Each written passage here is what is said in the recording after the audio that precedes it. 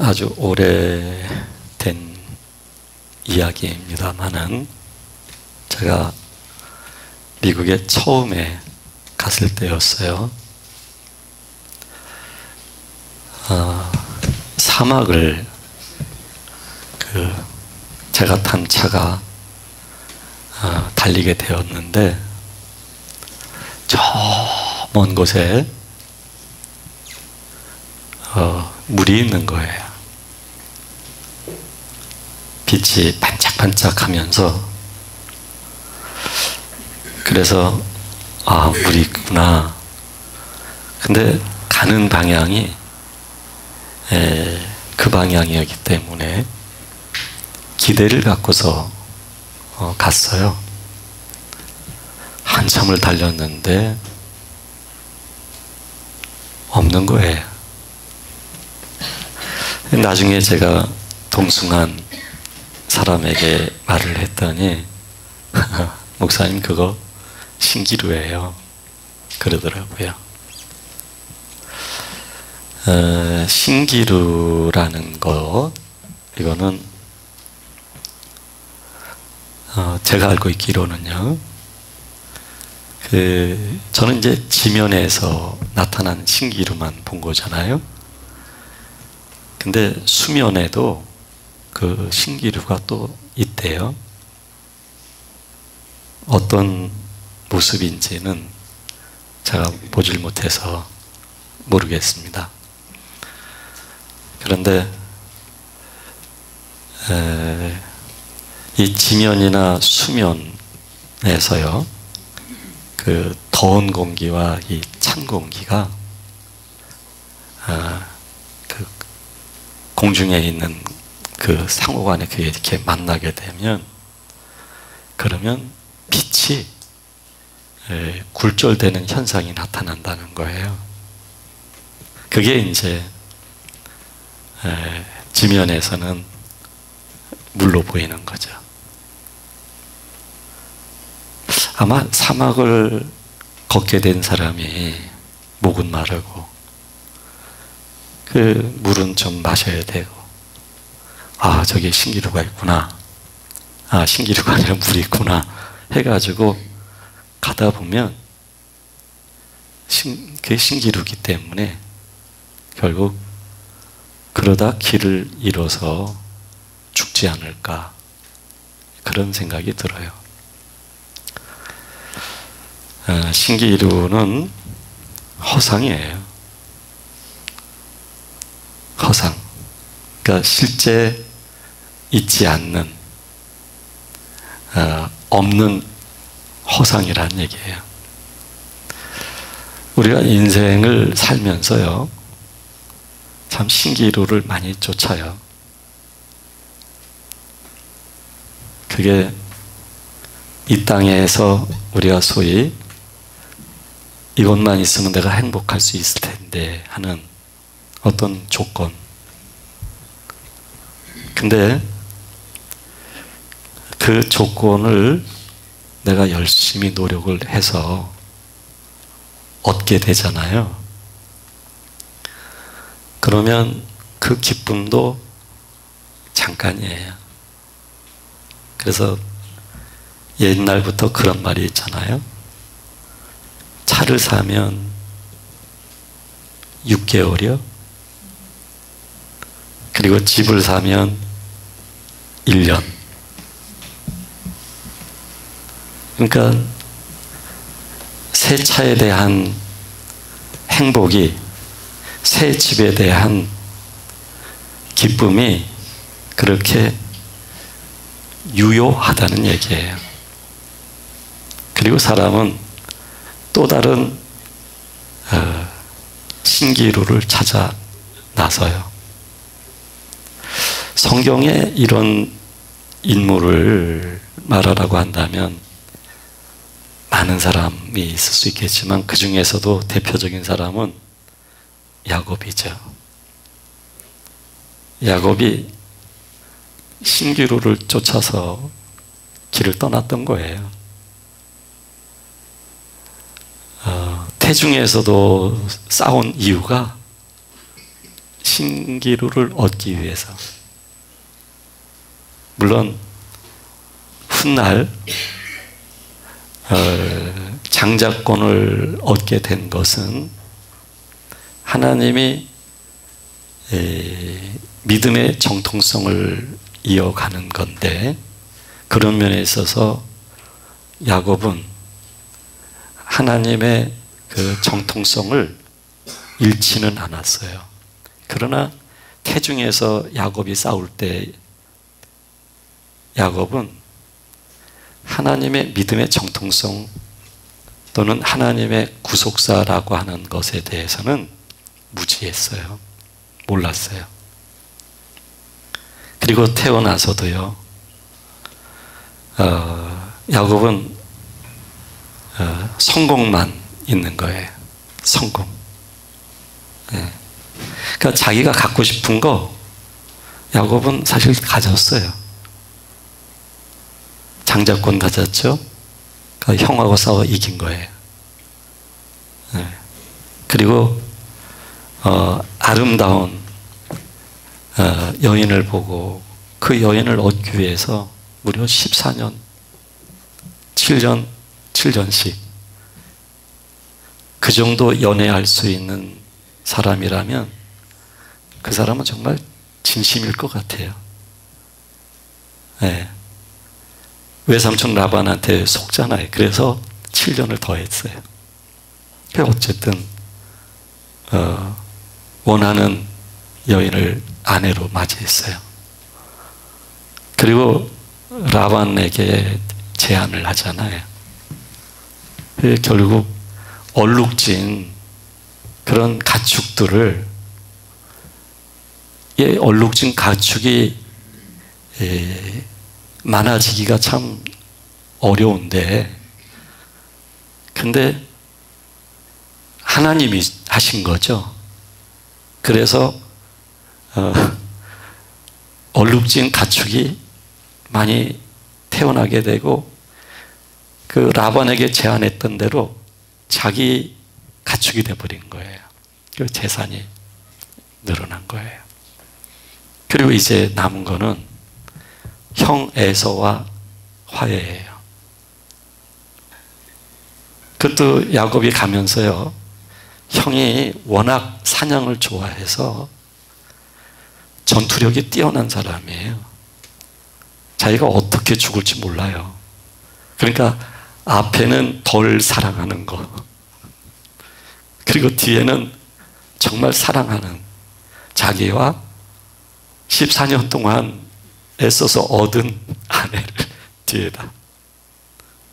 그리고 갈 때 양떼로 두 쪽으로 나누어서 한쪽을 치면 한쪽으로 도망가고, 이런 야곱의 그 계획 가운데 에서에게 간 거예요. 근데 에서가 뜻밖의 울면서 눈물을 흘리면서 내 동생 내 아우야 그걸 안 했거든요. 그러니까 야곱은 자신이 가지고 있는 인생의 목적을 이루는 데 있어서는 뛰어난 전략가이죠. 수단과 방법을 가리지 않는 사람이었죠. 그리고 참 야복강가에서 하나님의 사자가 내려오셨을 때도 이 환도뼈가 턱 쳐서 부러졌는데도 이게 엄청난 통증이 있었을 거예요. 그러면 잡고 있었던 걸 놔야 돼요. 근데 야곱은 안 나요. 아주 집념의 사나이예요.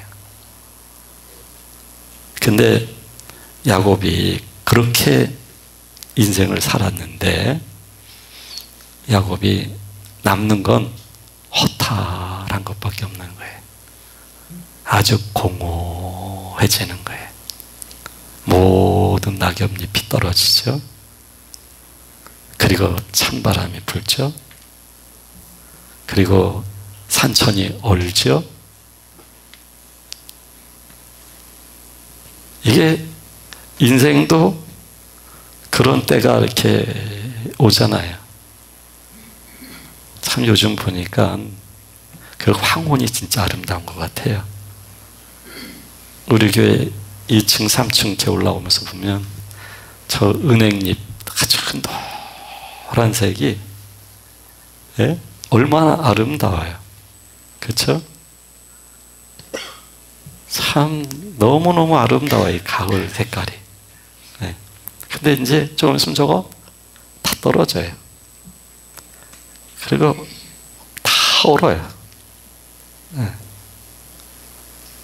이게 인생이잖아요. 그런데요, 이렇게 이제 야곱이 살았는데 남는 건 없었던 거예요. 홀로 단신으로 왔는데 어마어마한 부자가 됐잖아요. 가족도 이루고 자식도 있고 많은 걸 얻게 됐어요. 근데 야곱은 남는 게 허탈감밖에 없는 거예요. 이게 신기루를 쫓는 결과예요. 이게 신기루예요, 여러분. 오늘 제가 오면서 교통을 실은 위반하게 됐어요. 오늘 이 말씀을 좀 나눠야 되는데 우리 딸이 있었고 우리 집사람이 있었어요.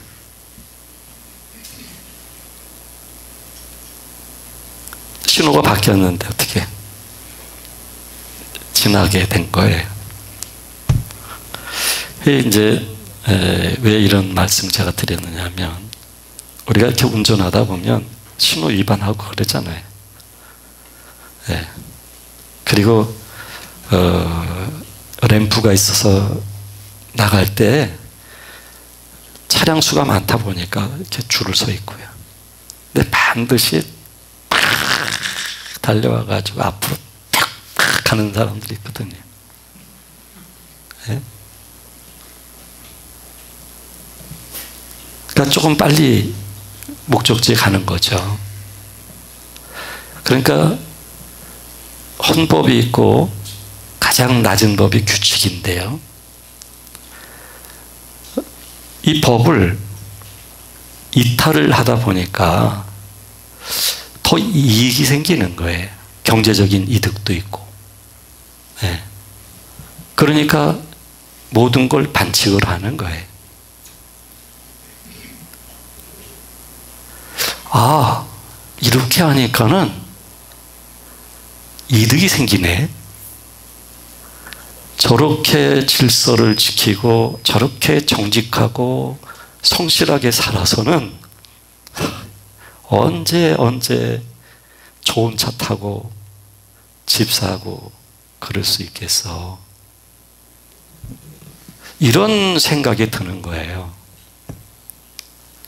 그러니까 결국은 그게 사실 이득 같지만 여러분, 그렇게 해서 내가 다른 사람보다 더 돈이 많아 본들 중요한 건 자기 자신을 잃은 거거든요. 나를 잃은 거예요. 나를. 근데 그렇게 얻었다 하더라도 우리가 병이 들잖아요. 아, 병이 들면 참 돈이 필요하겠구나. 치료받아야 되니까요. 근데 고칠 수 없는 병이 들어요. 그리고 마침내 죽어요. 그거 다 싸들고 가질 않아요. 그냥 내 몸도 벗어버리고요. 영혼이 떠나는 거예요. 영혼이요. 영원한 하나님 안에 들어가서 영생을 하든지 영원한 죄의 결과로서 영벌을 받든지. 그러니까 내가 그렇게 네일 아트도 해서 돈 들이는데 이거 뭐 몇만 원이라면서요? 네. 좌우지간 우리가 이 머리부터 발끝까지 이거 다 돈이에요. 다. 돈 안 들어가는 게 없어요. 네.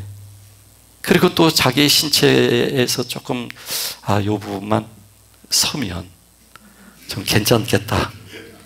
다 이거 돈이에요. 이거 다. 그렇게 아주 애지중지하고 말이죠. 그렇게 가꾸고 이게 다요.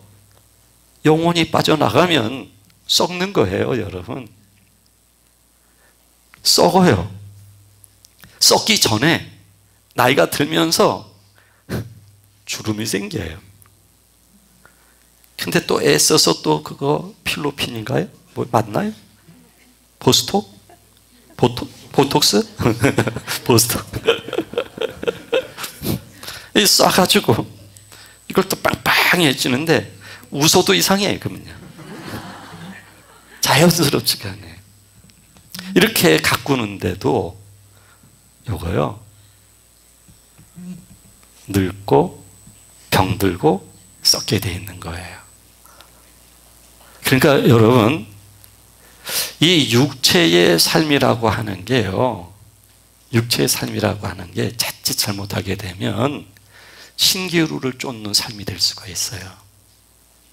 자기 만족을 추구하는 거죠. 그런데 자기 만족이란 없어요, 육체는. 육체의 끝은 그냥 죽어야 끝나는 거예요. 여든이 넘으신 저희 어머니가 돌아가시기 전에도 어머니 조금 더 사시고 싶죠? 조금 더 살고 싶다 그러시는 거예요. 우리 어머니가 그러셨거든요. 건강하실 때. 아이고, 병들어서 몸 아프면 빨리 죽어야지 그러셨어요. 건강하실 때. 근데 뇌경색이 오시다 보니까 마비가 왔잖아요. 그리고 계속 누워 계시니까 이 발도 한쪽에 이렇게 굽혀 있으신 상태예요. 밥도 떠서 드시게 해드려야 그것도 흘릴 수가 있거든요. 젊으셨을 때 이러한 상황이 오면 아이고 빨리 죽어야지 그러면. 근데 그런 상황인데도 좀 더 사시고 싶다는. 그런데 제가 돌아가시는 분들, 아주 친밀한 분들에게는 제가 여쭤봤어요. 근데 모두가 똑같은 말씀을 하셔요.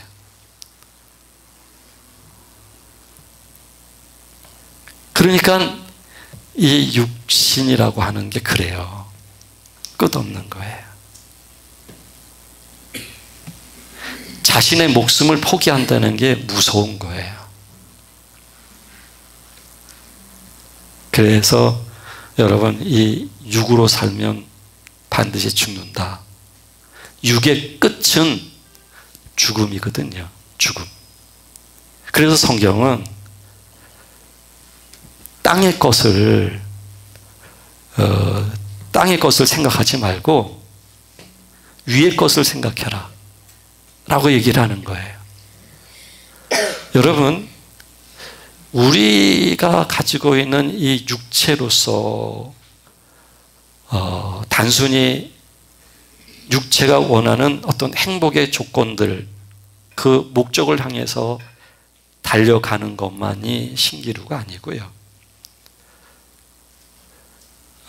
성경은 골로새서에서 사도 바울이 그 이후에, 오늘 본문 이후에 어떤 얘기를 하냐면 땅에 있는 지체가 무엇인지를 말해요. 땅에 있는 지체. 그 땅에 있는 지체가 죽어야 된다는 거예요.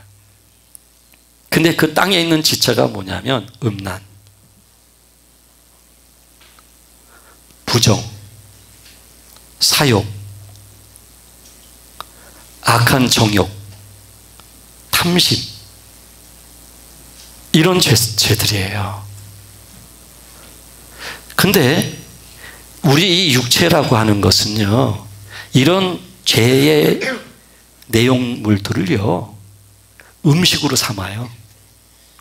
육체는 그게 양식이에요, 여러분.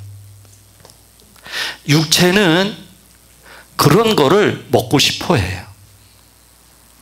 그거를 먹어줘야 시원하다고 생각을 해요.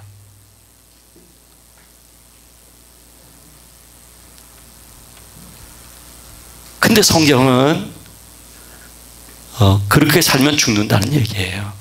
육으로 살면 죽는다. 살아가는 삶의 패턴도 중요하거니와 육체라고 하는 성향으로 나를 표현하고 나의 쾌락을 추구하고 나를 얻어가는 삶은 그 자체가 죽음이다 라고 얘기를 하는 거예요. 심지어는 탐심 등등은 우상 숭배. 우리가 하나님에 의해서 창조된 존재들이거든요. 하나님이 만드신 거예요. 하나님이.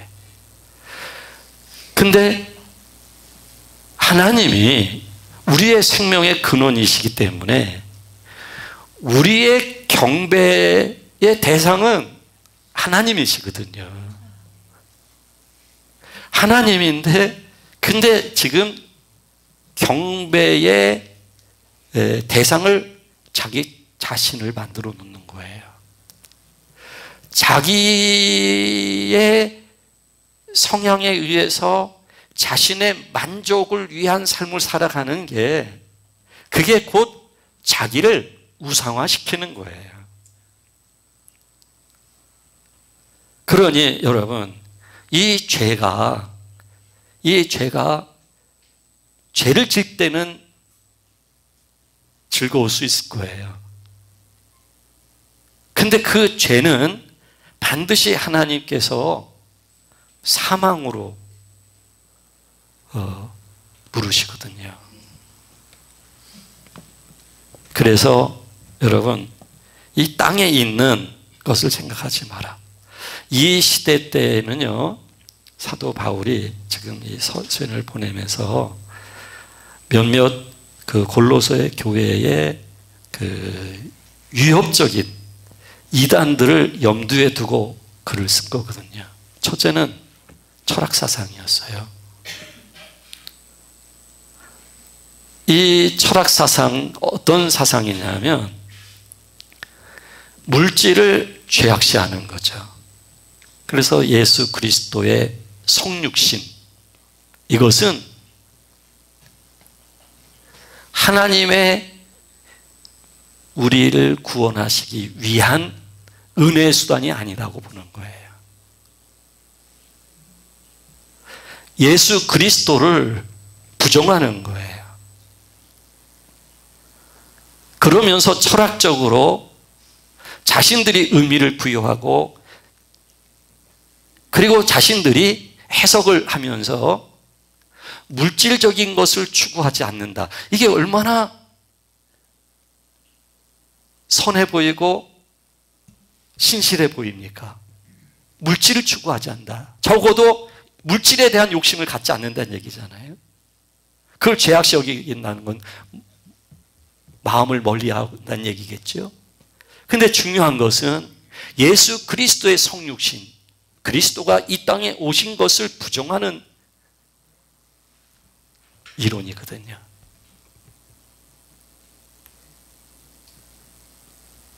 그리고 두 번째는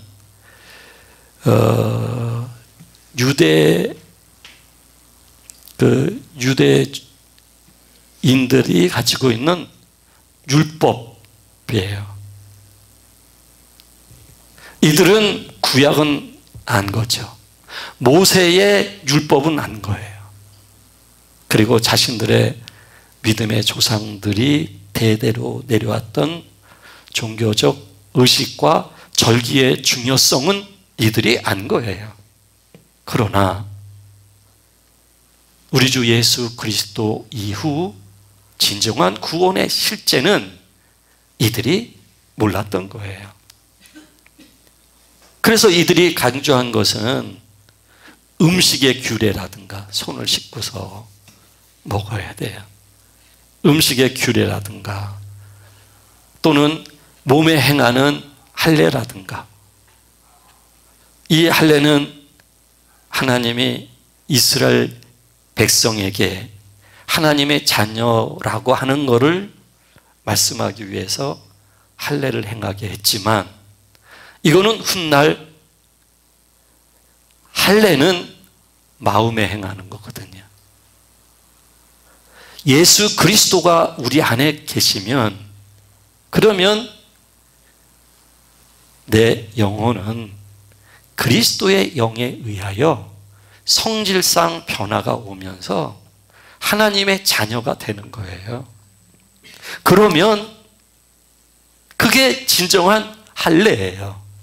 그 할례에 대한 모형으로서 몸의 할례를 행하는 건데, 끊임없이 이들은 몸의 할례를 행하는 것이 하나님 아버지의 자녀가 되는 것이다.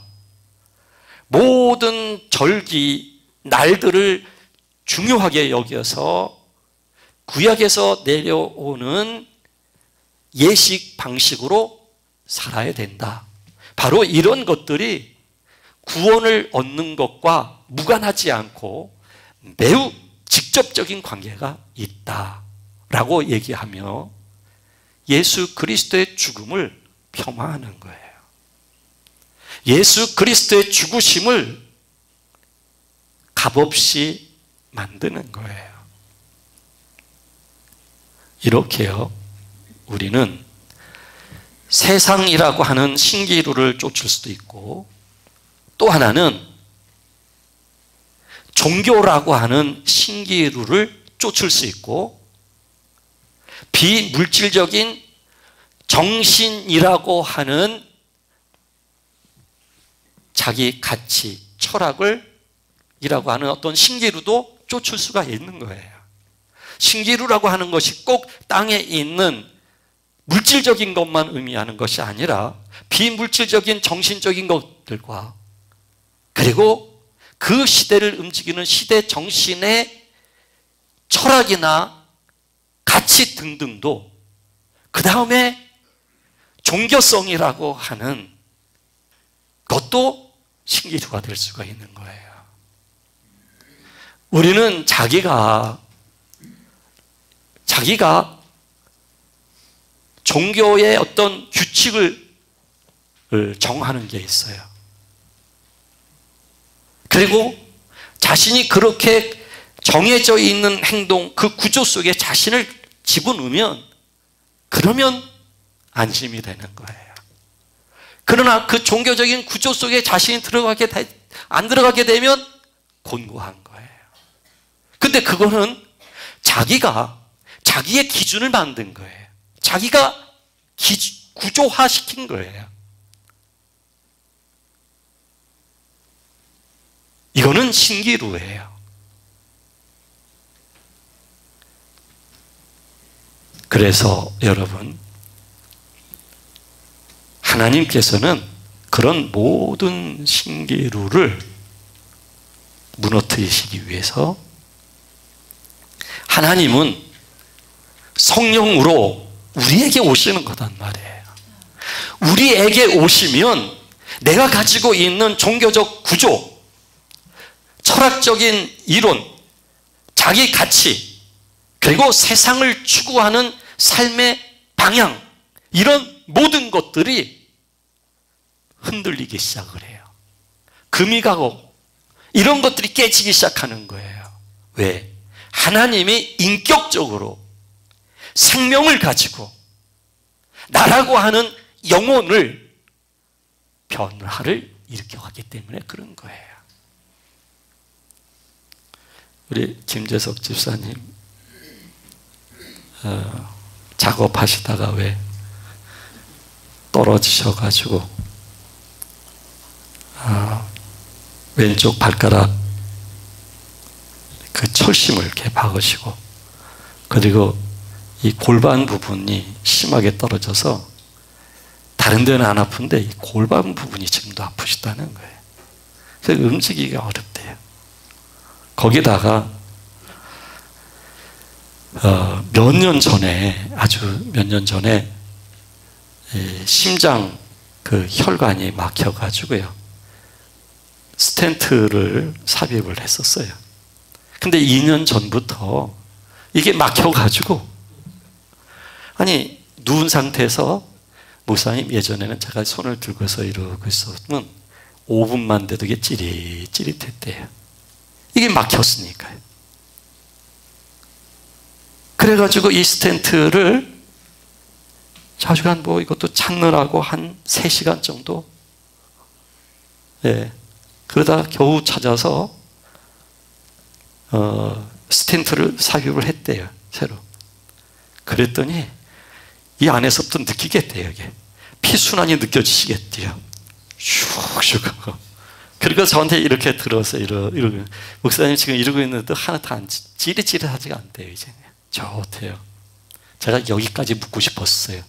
아니 어떻게 2년씩이나 그러고서, 그건 무슨 마음입니까?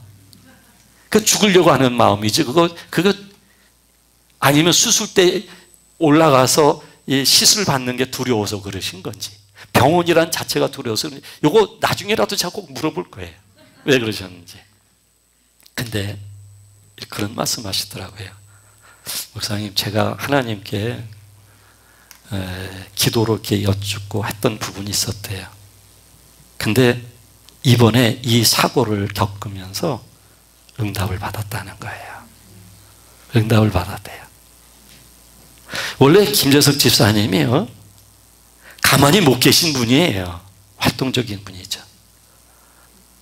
아마 교회에서도 끝난 다음에 먼저 차에 내려가 계시면 우리 정사인 권사님이 서둘러 내려가셔야 될걸요. 아마 기다리는 게 아마 대체로 많은 사람들이 그렇지만 특히 남자들이 잘 못 기다리죠. 예. 도대체 몇인데 그냥 막 한쪽만 바라보지 마세요. 괜히 오해되니까.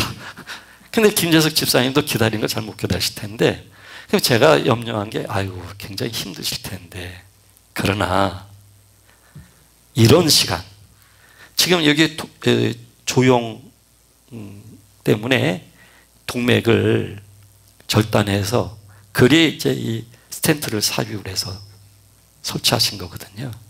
그럼 이걸 꼬맸다 할지라도 얼음을 얹어놓고 이거 움직이질 말아야 돼요.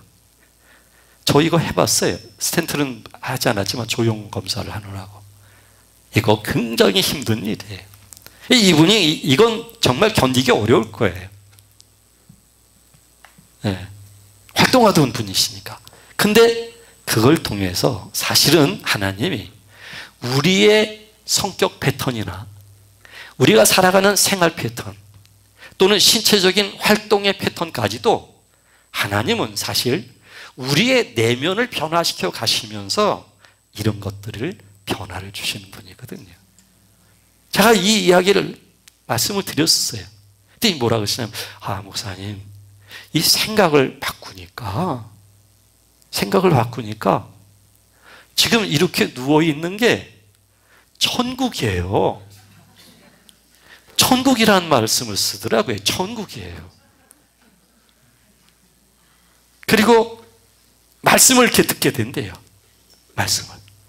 제가 들어갔는데도 여기 꽂고서 들으시다가 이렇게 부르시더라고요. 이걸 꽂고 아마 제 설교 이 동영상을 보신 건지, 뭐 그러셨겠죠. 너무 좋대요. 이 말씀을 이렇게 다 들으니까.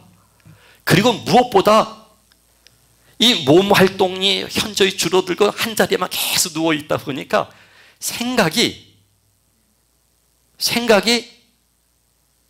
주님 앞에서 참 생각이 많아지는데 너무 유익하다는 거예요.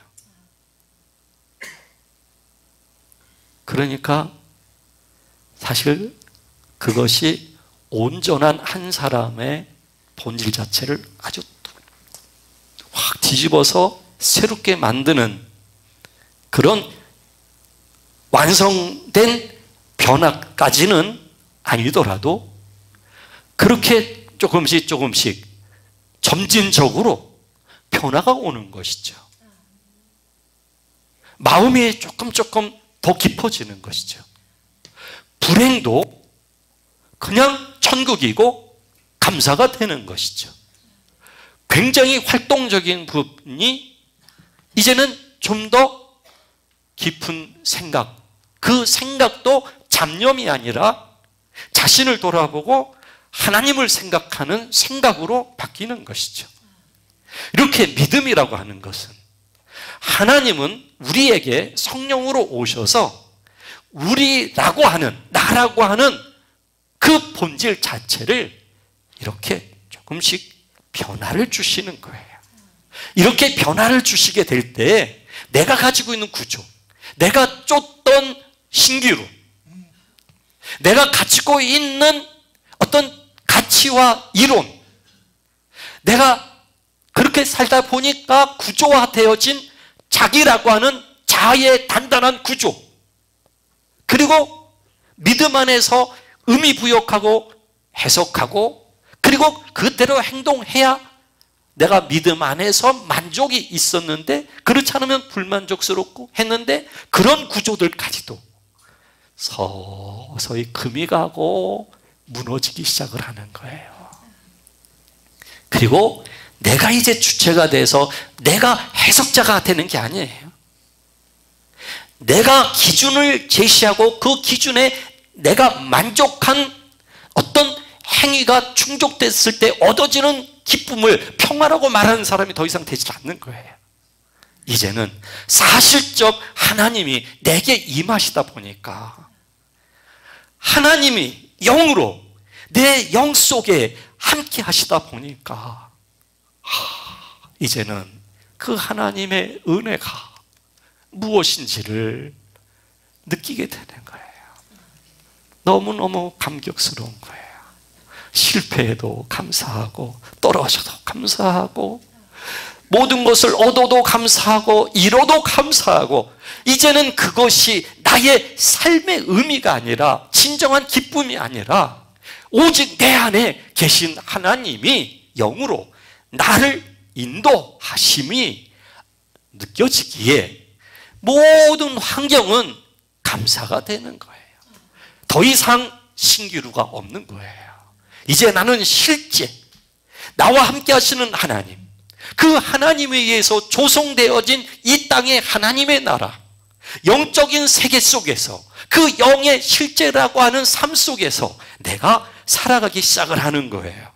그래서 더 이상은 땅에 있는 지체로 부정, 음란 사욕, 악한 정욕, 탐심을 쫓는 그런 삶이 더 이상 아니라 이제는 하나님이 택하사 거룩하고 사랑받는 자처럼 긍휼을 베풀고 자비를 베풀고 겸손과 온유와 오래 참음을 옷 입고 살아가는 이런 영적 실제의 삶을 살게 되는 거예요.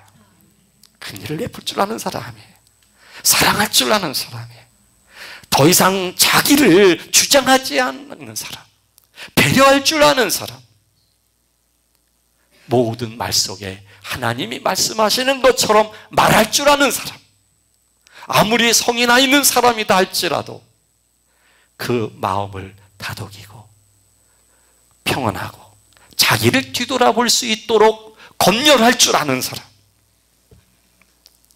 그런 사람으로, 그거는 윤리적 그런 방향으로 우리가 나아가자는 뜻의 이야기가 아니라 내가 하나님의 사람으로 그렇게 변화가 되어 내 안에 하나님의 영의 감동이 흐르게 되면, 그 은혜에 대한 감동이 있게 되면, 하나님의 그 사랑을 내가 알기 시작하면, 그러면 자연스럽게 위의 것을 생각하고 위의 것을 옷 입고 살아가는 사람으로 변화되는 것이죠. 이것이 우리가 살아야 될 영적 실제의 삶입니다. 악은 벗어버리십시오. 하나님의 선을 쫓으십시오. 기도하시겠습니다.